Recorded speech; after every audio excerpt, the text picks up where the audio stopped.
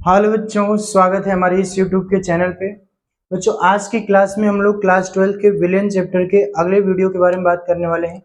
आज का जो हम लोगों का टॉपिक है अणुसंख्यक गुणधर्म ना, कॉलिगेटिव प्रॉपर्टीज। ठीक है, अणुसंख्यक गुणधर्म क्या होता है बच्चों, ध्यान से सुनिएगा। देखिए, ये जो हेडिंग लिखा हुआ है अणुसंख्यक गुणधर्म, ठीक ना, इसी से पता चल रहा है ये किस प्रकार का गुणधर्म होने वाला है। ठीक ना, अणु की संख्या पर ना, देखिए नाम से पता चल रहा है अणु की संख्या पर निर्भर करने वाला गुणधर्म जो होगा अणु संख्या गुणधर्म कहलाएगा। ठीक ना, देखिए किसी विलयन का वह गुण जो विलयन में उपस्थित कणों की संख्या पर निर्भर करता है ना, विलयन में उपस्थित कणों की संख्या पर निर्भर करता है, उसे हम लोग बोलते हैं अणु संख्यक गुणधर्म। ठीक है, हमने क्या बोला बच्चों कि किसी विलयन का वह गुण जो विलयन में उपस्थित कणों की संख्या पर निर्भर करता है। ठीक है, कणों की संख्या पर निर्भर करता है, उसे हम लोग क्या कहते हैं, अणु संख्यक गुणधर्म कहते हैं। ठीक है, अणु संख्यक गुणधर्म की बात करें बच्चों तो हम लोग 4 प्रकार के अणु संख्यक गुणधर्म के बारे में बात करेंगे।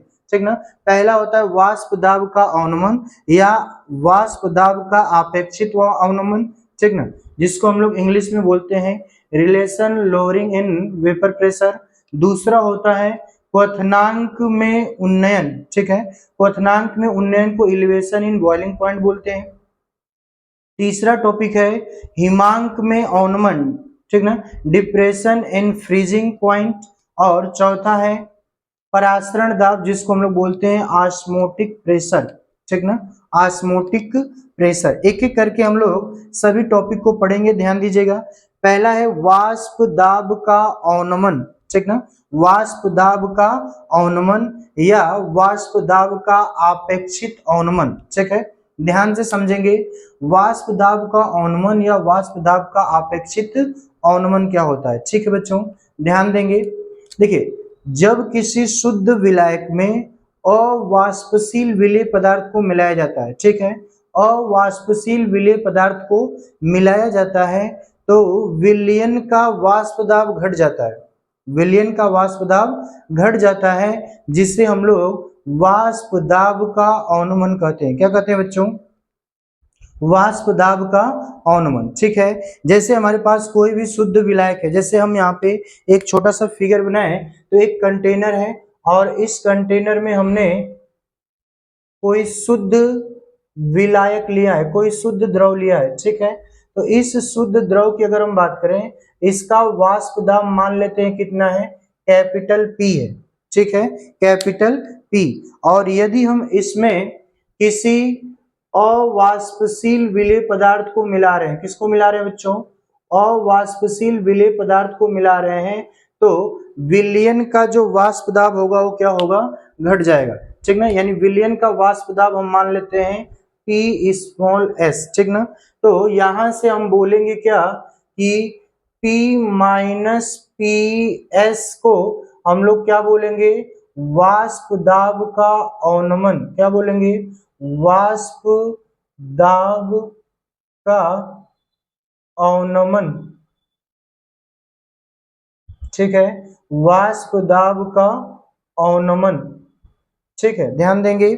हमने क्या बोला, कोई शुद्ध विलायक था जिसका शुद्ध अवस्था में वाष्प दाब कितना था, P, और यदि हम इसमें किसी विलेय पदार्थ को अगर हम मिला दिए तो विलेय पदार्थ के मिलने से इसका वाष्प दाब घटकर कितना हो गया, PS हो गया। तो पहले ज्यादा था और विलयन बनने के बाद क्या हो गया, कम हो गया। तो जितना कम होगा बच्चों उसी को हम बोलेंगे वाष्प दाब का अवनमन। देखते हैं क्या लिखा गया है।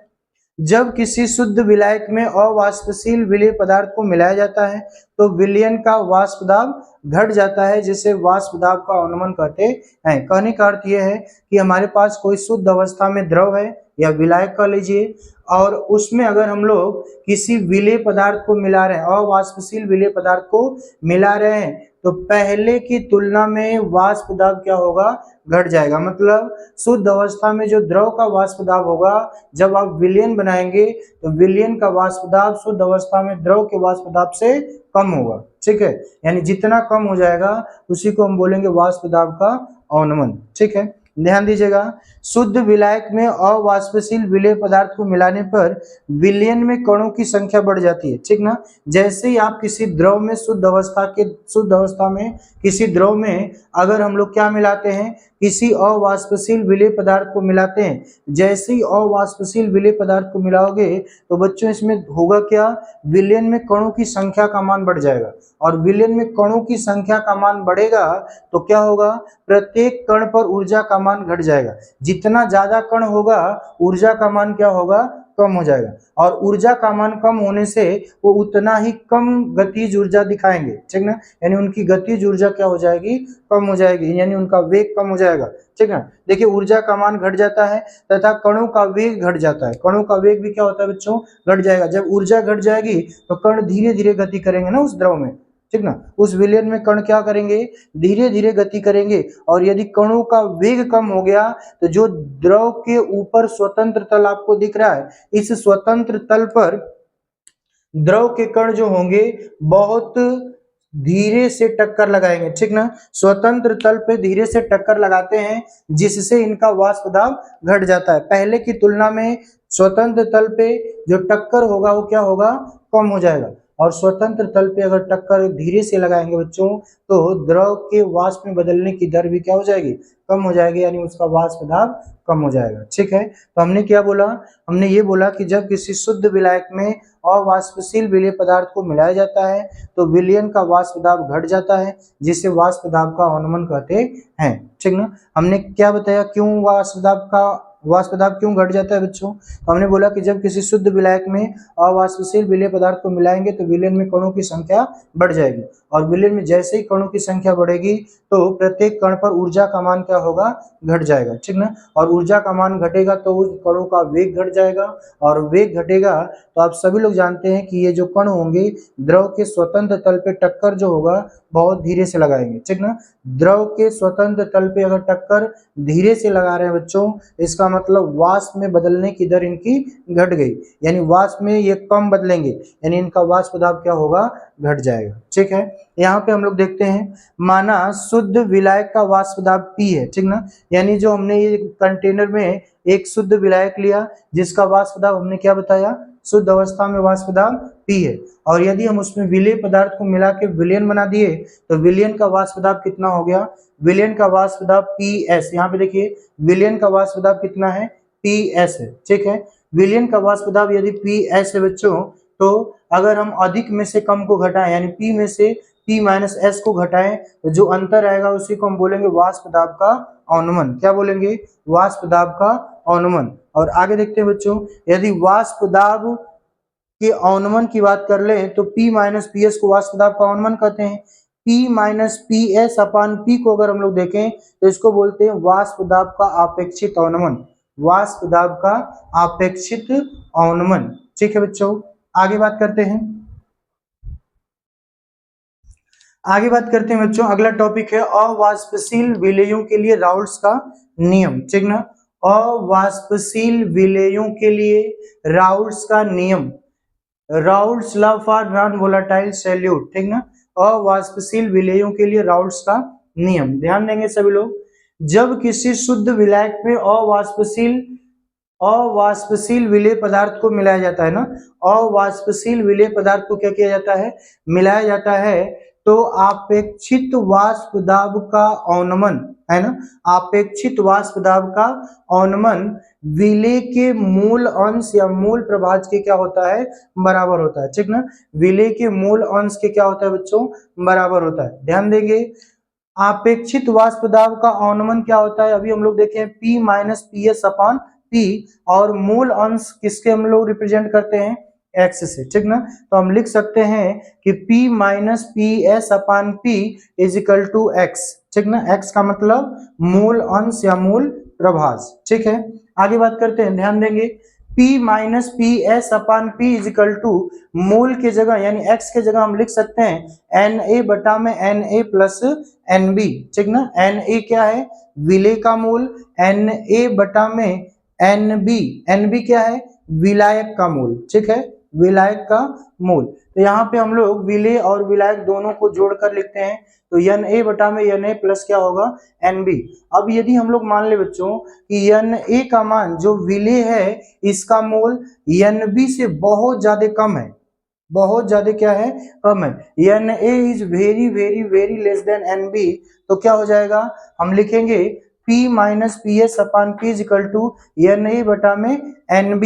क्यों? क्योंकि Na का मान बहुत छोटा है, इसमें जोड़ने पर इसके मान में बहुत ज्यादा अंतर नहीं होगा, तो इसलिए हम लोग Na प्लस Nb के जगह सीधे कितना लिख दिए केवल Nb।